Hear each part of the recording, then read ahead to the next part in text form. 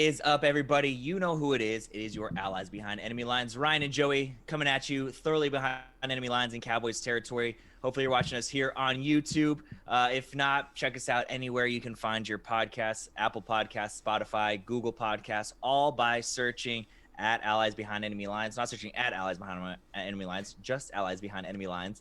On Twitter, we are at Allies BEL. On Facebook, Allies Behind Enemy Lines, all that good stuff. Anywhere you find your podcast, make sure you like, rate, subscribe, review, all that good stuff. Boost that rating for us. If you're here on YouTube, make sure that subscription button is clicked and that notification bell is rung. So as soon as we drop the hottest episode this week, you are notified and you can watch and listen along with us. Joey, how you doing this week, man? I'm doing good. Not a lot, I guess, going on. Just kind of a steady holding pattern for everything. So happy to watch some football this weekend, I guess. Catch a little bit of what we have left. So I'm doing all right. Yeah, 3 games left of NFL action, which is crazy. Didn't skip a single game. That we even made the whole that's what season. I was yeah, that's what I was about to say. We didn't miss a single game. They made it work, sometimes fairly, sometimes unfairly, but it is what it is. Here we are, right around the last leg of the finish line. So if you listen to the show or watch the show on Monday, which hopefully you did, we said we kind of got into some positional breakdowns. We did a kind of a quick review of the season, how we felt about things like that. And then we were slowly getting into like positional breakdowns. And I said, I think that's a great place for us to pick up for today's show of areas, that we could use improvement, areas that we're happy with, areas that you think is our strong suit and things like that. So that's a lot of what today is going to be. Could be short and quick, could be long and drawn out, depending on how long we start rambling on. We're very susceptible to that. But I'll go ahead and get things started off, and we'll start with the almighty position of quarterback. I think that's an easy place to start.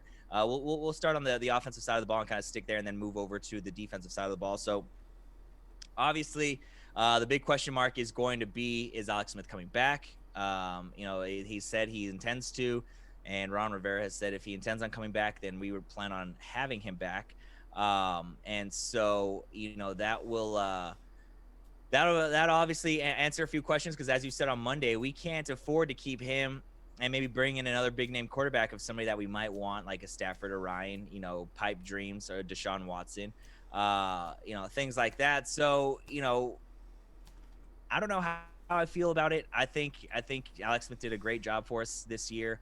I think the end of the season really showed what a catastrophe it could be if he does get injured. Taylor Heineke, I think, played very well for those 5 quarters we saw him. I don't mind bringing him back. I'd like to get rid of Kyle Allen, but I don't think we need to draft anybody either. So we're kind of stuck in this weird spot, at least in my opinion, of what we can do, what we should do, and what we're able to do. But obviously, I'd like to see a big upgrade at that quarterback position, because I think that's all we really need. Just not even a prolific quarterback, just as somebody that can manage the game, like Alex Smith did, like Taylor Heineke kind of did. Somebody that can make plays and not turn the ball over and let the defense work. So that's, if I had to grade our QB position as it stands right now, our QB room, it's probably like a C-, D+. And so I'd like to see that get up to at least a B range. At least a B, if not a A+ is what I want there. But yes, you said a lot there, and I mean, it does, when it comes to the quarterback position, obviously we have some questions that need to be answered. First and foremost, is Alex Smith coming back? He intends to. And I think that, just as you and as I mean, if you turn on any social media outlet, read any, post anywhere, any blog post, it's going to talk about who are we going to get? Deshaun Watson, all these scenarios going out there. It's like a foregone conclusion that Alex Smith is not going to be here. And I think Alex Smith probably sees that. I don't know if that either makes him think like, well, I have some more to prove to these guys, or that makes him think, maybe I should think about, my alternatives and moving on. So again, that's the question. That before that, we can speculate past that a little bit, but before that gets answered, nothing becomes realistic. I do think that 100% Tyler Heineke does deserve to come back, and does deserve to come back, and even if Alex Smith does come back, compete for that starting position job. So, that should be automatic to anyone that, is a football fan right now that watched that game and is following any type of Washington, news. But as far as Kyle Allen, I think that he will be brought back. I think that, just as someone that knows the offense, and just some, obviously you want to have two guys that know the offense in the camp. And if Alex Smith does not end up being able to make it through camp or through the offseason, then you do have two solid guys that can control this team. Now, does that begs the question: do we draft a quarterback, and do we draft a quarterback early? I do not or do not think that we should draft a quarterback early. Obviously, you have your Tom Brady types, your fifth rounders, fourth rounders maybe, but I would not draft in the first 3 rounds any type of quarterback. And I think that if you're going to look for somebody, look around the NFL at second tier, third tier type quarterbacks, because again, you're not going to find a pro caliber ready quarterback if you're not drafting Trevor Lawrence. And I'm talking all the way throughout the rest of the draft. So you might as well have somebody come in and that can compete better than one of these rookie quarterback positions, because we are built to win now. And you got to draft the same way.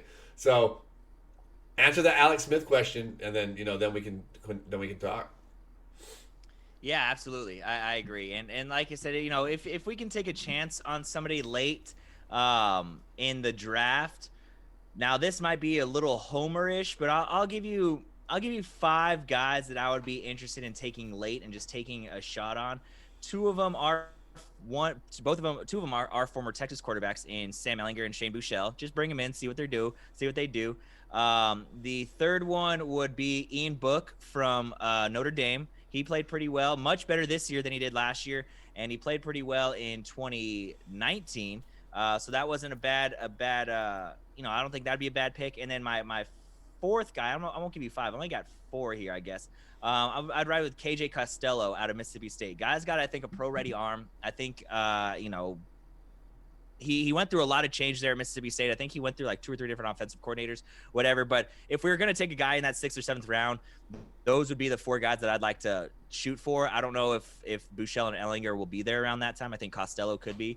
But yeah, I think we need a guy that can come in and play and win now, because obviously, we're going to have a tougher schedule coming up this year too, because we finish in first place. So we're going to face all the other first place finishers in other divisions. So it's going to be a tough schedule. It's going to be tough going into 2021. That's why it's very difficult to repeat as, not only division champions, that snuck up on me out of nowhere. Not only as division champions, but making the playoffs, you know what I mean? Because you do have a much tougher schedule going into it. So it'll be interesting to see. There's still a ton of time between now and then of what can happen. I think, this is definitely something that we're going to keep an eye on moving forward. Jumping over to the running back position, I don't know how much better it could get. Honestly, Antonio Gibson was, I'll say it, he was a game changer for us. He absolutely was. We were very skeptical of what was going to happen. When we drafted him, we were excited. It was like, okay, here's a guy that can do a lot, but can he do anything great? He can do a lot of things pretty well, but can he do anything great? And I think we saw it took him a while to work into that running back role, which rightfully so. He wasn't really a true running back when we drafted him, which was kind of, a big deal bringing him in when we did, or drafting him when we did. And then obviously the Darius Guy situation, which I can't remember. Did the Guy situation happen before or after the draft? Do you remember? I know it happened in March or April. I think it was after the draft. I think it was right after after the draft. Oh no, you're right. It was March. It was right as the beginning of the offseason. Okay. So that was before the draft. So, even so, going into the draft, we lose Darius Guice. After we draft Antonio Gibson, we bring in Peyton Barber and J.D. McKissick, who I was kind of down on Peyton Barber. I wasn't sold on him. J.D. McKissick I was indifferent on, and then we release AP. And we're like, look, you're not gonna be the starter. And we're gonna roll with the young guys. And I'll tell you what, like I said, outside of your Alvin Kamara's, your Christian McCaffrey's, some of your big time guys, I'm extremely happy with what we have here in Antonio Gibson, and then the guys that he has behind him, because he can run through the middle, he can catch the ball, he can bounce to the outside. And then we have J.D. McKissick, who can catch the ball, bounce it to the outside. And we have Peyton Barber, who can smash it right in your face. So we have a great balance of what we can do. So, I would give that position group an A. And like I said, I don't know how much better it can get without, wasting a top draft pick or blowing a ton of money on a running back. So I don't think that's a position that we need to address at all. Not at all. I believe, I forget the guy's name, the local cat that we signed, Peak on the practice squad as well. Javon Peak. Peak. Yeah, he as well. And he's someone who's very dynamic. I don't know if you watched tape on him. He's a very dynamic back that brings a lot to the table, similar to the skill set of Antonio Gibson. So I think we do have the good enough running backs in house. Names that flow around right now. Mark Ingram, I know is going to be a big name that's going to be pushed out there on the market. And someone like that would probably come in and fill the Peyton Barber role. I think a little bit better, possibly. But is it worth what again, cost benefit analysis? What is it going to cost to get it? Versus that, I think that we'd be fine without it. But as long as this group continues to stay healthy and grow together, and the line continues to grow, and as the running game goes, as the line goes, then I think we'll be fine at that position. I would agree with the A. Yeah, absolutely. Yeah, like I said, Mark Ingram, very fine running back, but I don't know. I mean, we saw Gus Edwards and J.K. Dobbins kind of jump him. He's had some health issues recently, staying healthy, staying on the field. So I don't know. Like you said, it's a name for sure, but I don't know how beneficial it would be for us to bring him in. Jumping over to the wide receivers, this has been a lot of talk lately about the wide receiver group because there's so much potential, and they just haven't lived up to that potential yet. Obviously, Terry McLaurin, bona fide superstar. I mean, we forget we got him in the second round. Like, he was a second-round draft pick, and that like he wasn't a top pick. So I mean, the fact that we were getting the production, or was he second or third round? I think he might have been third round. I think he might have been third round too. And now that I said, once I said second round, I was like, that doesn't sound right. I'm pretty sure he was a third round pick. Now that I double check myself, and I sound like a bonehead for not knowing that right off the top of my head. Yeah, third round pick. So again, a nice steal of a guy that's come on. He's a bona fide star. This is the thing that I love that happens, because it doesn't happen to us often. When we have other fans or the talking heads on TV talking about guys that are on our team like they're superstars. Terry McLaurin, that happened. The Taylor Heineke madness after that playoff game, people were talking about him like that, just that how electric he was and how great he played. But when we start seeing that, that's what really kind of gets me going. And so Terry McLaurin, outside of that, he needs some help. We've talked about the Sims brothers. Cam Sims, he's shown flashes. He's a big dude. I believe he's like 6'4", 6'5", 6'6", around there, like big dude, prone to drops. He can have some big drops, but the great thing is, like, it doesn't get in his head. And he doesn't let him down. Like we saw that in the playoff game. He had a couple big drops, but Taylor Heineke kept feeding him, and he came up with some big catches and some runs after the catch. Steven Sims, Mr. Stonehands himself, kind of runs, he likes to run before catching the ball, things like that. But so this is a spot where I wouldn't mind bringing somebody in to be a bona fide number two. If we could draft somebody, I don't think we're going to get anybody, top of the draft. If we're not getting Devontae Smith, Jalen Waddle, if somehow Jamar Chase ends up falling because he opted out to 19, I'd be down for that. But outside of that, I think we got to go with the free agency market. There are a couple guys in the draft that I'd like. In Daz Newsome, he'd be more of a slot guy from North Carolina. He's 5'9", quick guy. Or either the Clemson guys, Justin Ross, who's coming off a serious injury, or Amari Rogers, who both guys can ball. They could be a real good number two. We can probably get them 3 or 4. But overall, I'd probably grade this group probably about a C. We could definitely add a little bit more. I think the Terry McLaurin definitely he brings up the class grade, right? He brings up if you're grading on a curve, he brings it up a little bit. But I think we'll see what we got with AGG, but I think we could use a ton of improvement here, especially helping whatever quarterback that we bring in. You see, and this is kind of where it's hard. It's a hard group for me to grade because you're not getting a very good sample size. And, the production on our offense due to our quarterback issues, the amount of targets that these guys received. I mean, you talk about Cam Sims drops. I can only think about 2 or 3 of them that he dropped all year. And, we had other guys like Deontay Johnson for the Steelers who were dropping 5 a game. So we're talking, you talk about you put it up against, the amount of times he gets the ball thrown to him, and it's very, very minimal. The time I far outweigh the production he makes of the ball than those couple drops he had. I think that, that's, so it's hard to judge a lot of these receivers because of the same thing. Terry McLaurin, who was doing so great early on in the year, kind of tapered off, had some injury issues. But again, we weren't getting the ball out those last couple of games, and he, was kind of ghosted. So, obviously we know what he can do. But again, Isaiah Wright, someone that jumped in there and had, some flashes there, also has some drops there. I don't think that, we can get an accurate judge of, again, Antonio Gandy Golden. Did we get enough of him? Did we get, with Kelvin Harmon, who opted out this year? Have we gotten a good look at him? And so it's hard to really judge and see what we have in-house. for us to think that we need to go and spend a top pick to go get one of these guys or spend a ton of money in free agency to bring somebody in. When one of these guys, given the right, circumstance, get the right play caller, can get the job done and be a bona fide superstar, be a Terry McLaurin breakout season, be someone that we didn't expect something from. So it's hard for me to give them. I would judge them just obviously you can judge off of the performance at the end of the year, which will probably fall in the C, B minus C range. But again, it's still yet to be determined whether I think that we should really bring in or sacrifice a lot to get somebody else in here. Barring the name, obviously, if it's somebody you cannot refuse, you got like a DeAndre Hopkins type coming over, obviously you make exceptions. But short of that, I would not want to reach to this position. Yeah, and Kelvin Hartman's the guy that I keep forgetting about because he was injured his first season. He didn't play it all this season. So he's a guy that I do keep forgetting because I think he was our second round pick in that draft that we got McLaurin. I don't remember. He was in that draft. I don't remember what round he went into, but they all kind of mixed together. Maybe he was a fourth round pick. I suck at remembering where guys are drafted. Because all of our first round picks suck so bad that we never remember. We have to remember all our steals that we get. We got our offensive line. It's like we had the offensive lineman, and he was drafted in the what is it? Sixth round. Kelvin Hartman? Yeah, sixth round. Oh wow, who was I thinking of the second round? Apparently, there's some wide receiver that I think I drafted in the second round. I don't know. Maybe fantasy draft or something. I don't know. Yeah, right. Maybe.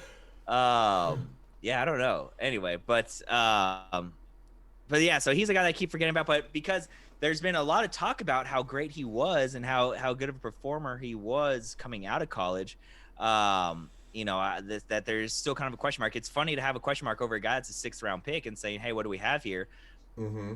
But he is a guy that was showing flashes and that the coaching staff was very excited about. So we shall see moving forward with that. Like I said, though, we do have a lot. And I think, too, it's similar to the running back position in the sense of, like, even if the top, Terry McLaurin, then there's a big drop-off, right?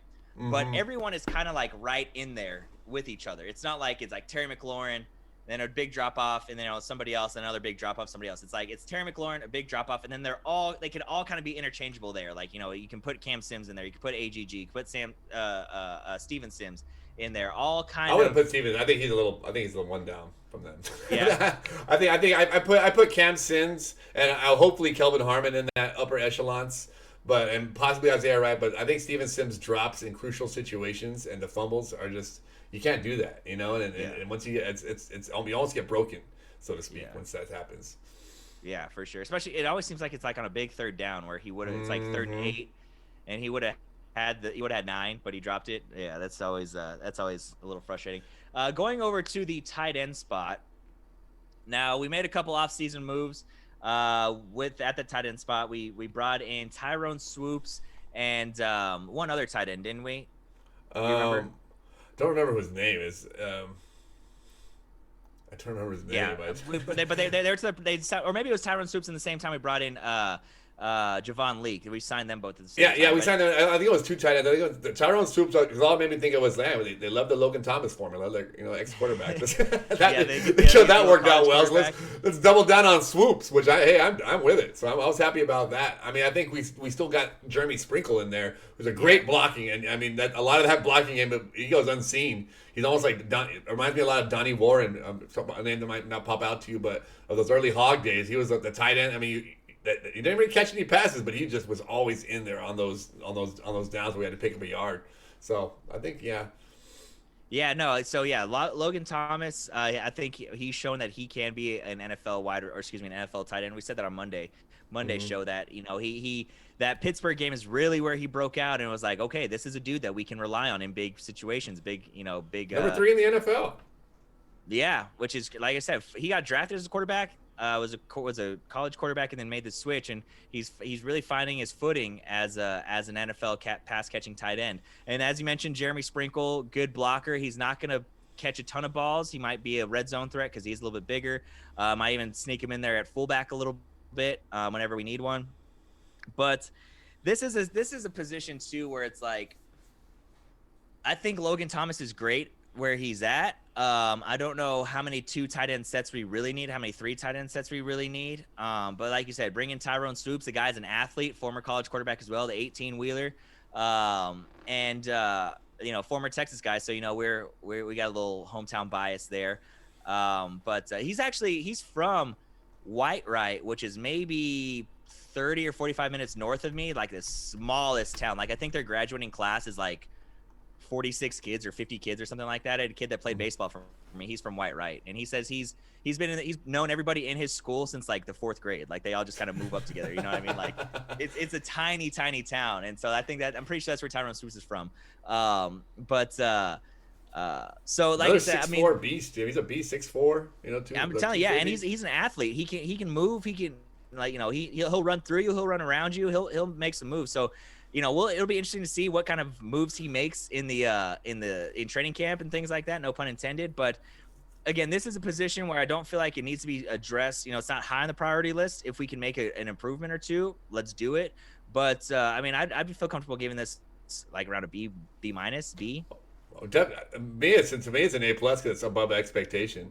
And I expected nothing from this tight end. I was like, man, I was coming in this offseason. I mean, probably go back and look at the shows, but I was not impressed that we didn't, go out and get Austin Hooper or go spend to get one of these tight ends to come in and kind of give, Haskins a weapon. But Logan Thomas far exceeded any expectation I had for him.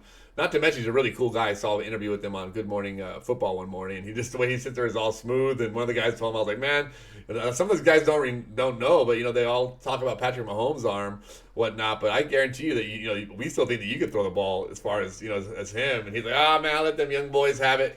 Back in I work out differently now. But if I would have kept it on in my time, I definitely could get that ball out there. But his whole demeanor, you could tell that's how he approaches everything. So A plus in that regard. What a diamond in the rough, and how did he get away from other coaches? I guess we hit him at the right time.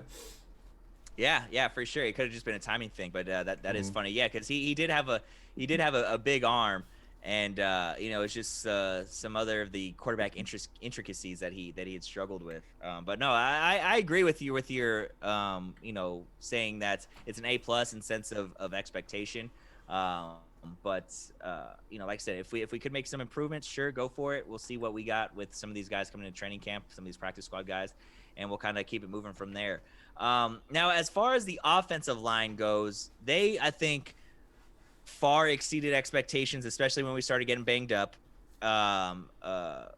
Scherf and Chase Roulier have kind of, obviously Brandon Scherf for sure is the anchor of that offensive line and kind of holds it together. Chase Roulier, we bring him on for 4 more years to be our starting center, which I like, to get some continuity in there, make sure. He's played great. He's played well. He's going to be in the system now for a while, so he's going to know any calls, any blitz checks, things like that. But as far as the tackles go, I was very happy with Wes Schweitzer. He played well for us.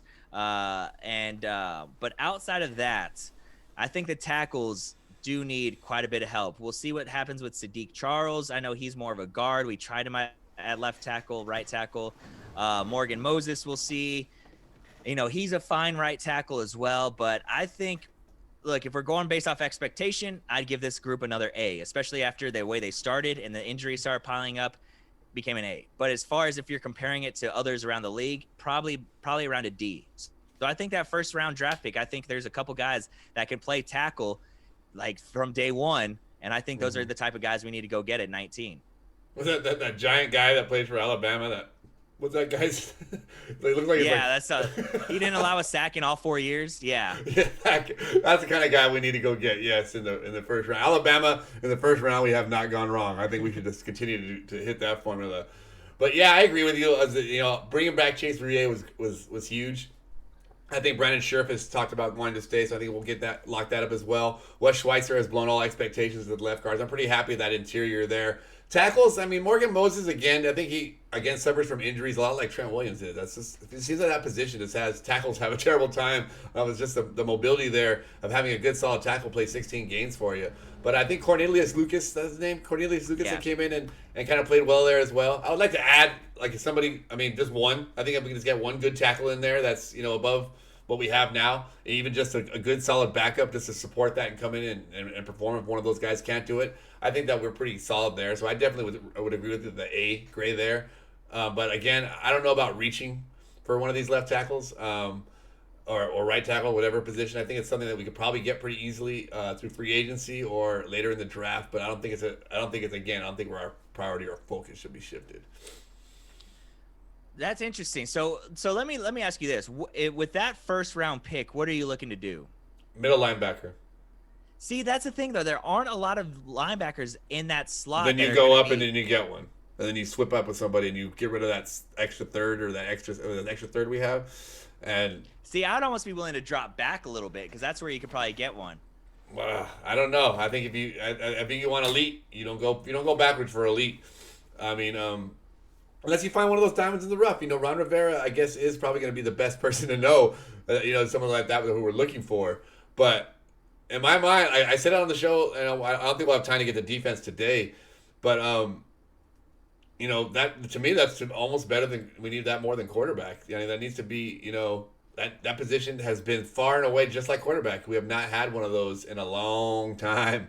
A solid one. Again, we got London Fletcher, who was a star for us, but we got him on not even his star years. He was a star for us on his downslide. So we cannot get. We need to get somebody in there. We need to get our own Ray Lewis, our own Mike Singletary, our own, someone like you said, Luke Kuechly, our own Devin White, and that I think that should be a high for that defense. You got a bunch of wild dogs out there. You need to have someone to control that and to be able to manipulate that out there. Okay. All right. Yeah, because, just like looking at some mock drafts and some big boards, the best linebacker is that Micah Parsons, and he's probably going to be gone in the top 5. And after that, you really don't have a big-time name until you get down to, when you're looking at big boards, in the 40s and 50s with Dylan Moses. There's a guy out of North Carolina. I've been doing a ton of, mock drafts myself. It's when I'm bored at work, I've been doing them. Chaz Surratt, I think, is a guy. So you agree though that's a position though, then you agree that's one. Oh, 100%. Well, yeah, 1000%. It's definitely a position that we need to address. Agreed. But I think that first round pick, I think we could, like I said, there's a couple big time tackles in that 17 to 23 slot that you can get that are day one starters. Jacob Mayfield from Michigan. I want to say Christian Derricksaw or something like that. He's from Minnesota. There's a couple dudes that you draft and they're ready to start. So that's just that's where I would go. And I hate being draft the offensive line guy, because whenever you get the draft the offensive line guy, it's always like the hardo. You have two draft guys. You have the guy that wants to draft the shiny toy, draft the wide receiver, draft the quarterback, draft the running back, or you have the draft hardo who's like, no, we need guard help. And I hate it. So that's why I hate. No, I draft like I play Madden. I fill my holes, and I spend my coins in Madden on the most important hole, and that tackle, it might be a hole, it might be a small hole. It's not a huge hole. We have way huger holes that need to be filled. When you talk, and obviously when we talked about beat the quarterback dead in the head, you ain't gonna get it right there in that round or in the draft. So to me, it has to be. We have to go after that prize linebacker. We have to go after that Devin White. We need that on our team. Yeah. No. Agreed. One guy we didn't mention when it comes to tackles. Jerron Christian, he's been around the team for about 5 or 6 years now. We drafted him out of Louisville. I think he was a 3rd or 4th round pick, but he's oft injured. So there's a lot of there like you said, there is. I wouldn't be mad to get one guy. I don't think we need to draft 2 or 3 or bring in 2 or 3 offensive linemen. I think if we bring in one guy that can help on both sides, because we've seen, we don't mind. Morgan Moses has played left tackle and right tackle. Cornelius Lucas, I believe, even for a little bit, played both sides as well. So we can flip those guys. It's not ideal. It's not something you want to do, but we have guys that are able to do it. And again, we're evaluating them off of most of the time their ability to protect a quarterback that had one leg. You know what I mean? I saw no line problems with Heineke. I saw he was moving around and he was making plays. So again, if you're not getting blown off the ball and holding all the time, then you're pretty much good, you know. And I think that again that we have huger holes, and I think it gets so amplified because every play was so crucial this year because of the way that our team was built on offense. You know, it's like every increment was like, oh no, we're losing now. We missed that one. You know, everything was so crucial when it came to offense that it's like you had no room for error. You know, so and we instantly jump on the line and jump on these guys, But given a quarterback that can move around, I don't think the play was that bad that we need to go out there and really focus on that. I think to me, rather than spending a left tackle in the first round, and maybe dropping back and getting a linebacker in the second or third round, I'd rather just give the first and second round pick to jump up and get one of these guys that we want. And I don't care. I don't care. It's again, look back at these people that are on our team after these drafts. People get so focused on all these picks, but it's all about that one guy, that one Chase Young. That's all you need each year. I mean, yeah, if you can get one Chase Young each year, you're gonna be pretty good. That's all, and that's how you gotta think. You cannot think 8 guys are gonna come make my team better. Heck no, not for the draft. Yeah, exactly. You take 5. Give me 5 of those chips and give me one giant one. Hell yeah, I'm gonna take that giant for sure. And that's how. I mean, I'd probably be fired as a GM pretty quickly. I'd be giving away everything for it. But I guarantee you, that team that I left would be winning Super Bowls. Yeah. Well, I mean, we did that with RG3, right? I mean, it worked out for a year. So you could have probably could have worked out a little bit more had personalities been a little bit different. And who did it work out better for? Oh, Washington for sure. Exactly. Rams did nothing with all those magical picks. All they did was send him out for one game to be captains. That's all they did. That's literally all they did. But yeah, no, I mean, I agree. I mean, everyone always wants to reference the Ricky Williams trade or the Herschel Walker trade, but I mean, more often than not, like you said, if you can get that one game-changing piece, you're gonna be fine. You're gonna be. Yeah. Herschel Walker was the exception to the rule. I think that's because it was like one of those things where he just continued to double down on playing with house money. He had picks. Yeah. Okay, I got my one guy. Just gonna keep doubling down. And the NFL is not built like that anymore, so I don't think you'd see that anymore. Yeah, right on. Well, what do you say? You think you want to keep rolling with the defense, or you want to say the defense for Monday? Let's say the defense for Monday. I mean, we got nothing going on really as far as news. I don't expect much to change over the weekend. I guess we had the hiring of our Marty Herney, and then Mark Mayhew, who I remember, as a player. So it's kind of cool that he comes back to Washington, and I guess he has ties to Matt Stafford, obviously, as the one who drafted him. So there's some little things we can touch on as well. Yeah, we'll see how the Marty Herney thing goes. You know where I stand on the bringing everything from Carolina here, just as see how it works. It's not my favorite thing to do. But real quick before you, I mean, I had a discussion with somebody else on the same type of thing, and just think of it this way. Basically, Ron's going to be the boss now. Marty was the boss. And think of some of your bosses who were talented, but did some of the things that you didn't agree with. You know what I mean? So now you get to keep the good things he does, and then the things he didn't agree with, you don't do. So you know what I mean? So it's like I for example, it's just if some of my bosses from the past, if I was their bosses, it would have been just fine. And I would have took what they did and added on to it. So I don't think it's a bad thing. He obviously sees more than just loyalty in him. Yeah, no, for sure, and that's a very good point too. Is that now Ron's really the one calling the shots, and instead of Marty. So I'm gonna go into it with open arms and just hope that it's for the best, and only time will tell. We shall see. One last bit of news: the man, the myth, the legend, Dwayne Haskins is going to Pittsburgh. He's signed to go to Pittsburgh. He's going to be either Ben Roethlisberger's backup or Mason Rudolph's backup, or he might be the starter next year. Who knows? There's talks of them interviewing Hugh Jackson as their offensive coordinator. So I don't know how that would go out there, but he's obviously going to need a new jersey number, going to need a new earring, and he's heading off to Pittsburgh. So obviously we always wish him the best. Good luck out there, but that's just a little bit of extra news as far as former Washington football teamers and all that good stuff. Do you remember that guy that was drafted after RG3 and the running back after RG3 and Andrew Luck, number 3? Who was drafted number 3? I just said I don't remember. He went to Cleveland. He went to Cleveland, and then they got rid Trent of Richardson. Trent Richardson. And then he got shifted right back to the Colts. Yeah. Again, some of those first round guys just don't pan out. Yeah. No. I mean, yeah, we've seen that plenty of time and time again. Time and time again. So yeah, we'll go over defense on Monday's show. we'd like to keep these right around 30 minutes. I think we're right around that 30-minute mark. So quick, easy listening. If you have any, anything that you object to, anything you agree with, anything else that we may have said today, let us know down in the comments. Hit us up on Twitter. If you're listening on one of the podcasts, hit us up on Twitter. Say, hey, I think you guys stink. This is what I think that is actually going to happen, or something like that. So we'll see you guys Monday. As always, make sure you're subscribed here on YouTube. Have that notification bell rung. At Allies Behind Enemy Lines on Google Podcasts, Apple Podcasts, Spotify, at Allies BEL on Twitter. Check us out there. Joey, you have a great weekend. Everybody else have a great weekend. Let's watch some championship football. Who you got this weekend? It's going to be the Packers, and it's going to be the Chiefs. Yeah, Pat Mahomes is playing. Pat Mahomes is playing. I agree. I agree 100%. I mean, it's going to be great. Whoever comes out of AFC, I think it's going to be the Packers no matter what, but whoever comes out of the AFC, I think it's going to be a good game, but I think it's going to be Chiefs-Packers as well. So we're on the same page there. But all right, so y'all guys, he's unreal right now. Him and Devontae Adams are just on another level.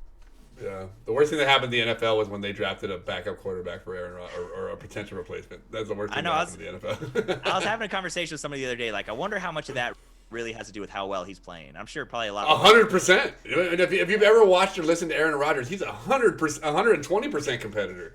Like he's and then to watch how cool he is now that he knows that he's good. This is like the scariest Aaron. I was watching an interview with him this morning, and they're talking about. Or with his coach as well, like, what do you do when Aaron Rodgers gets excited or flustered? He's like, that doesn't happen, He's like, and then he's like, it's what he does when I get flustered, or it's like he's the one. Sometimes I wish we had the two-way radio so I could be talking to him over the helmet and calming the coach down.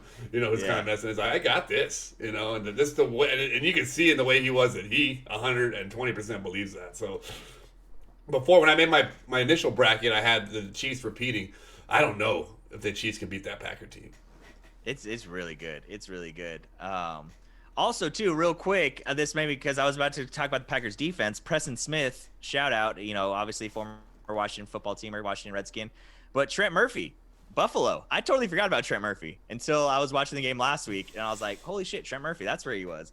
But yeah, totally forgot about him. They were kind of like the first, go through of the Montez, Kerrigan, Chase Young, kind of what we thought they were. That's what we thought we were going to get. But now we actually got the actual Montez and Chase Young in those guys. So happy with how it worked out for us. I'm sure they're happy how it's working out for them.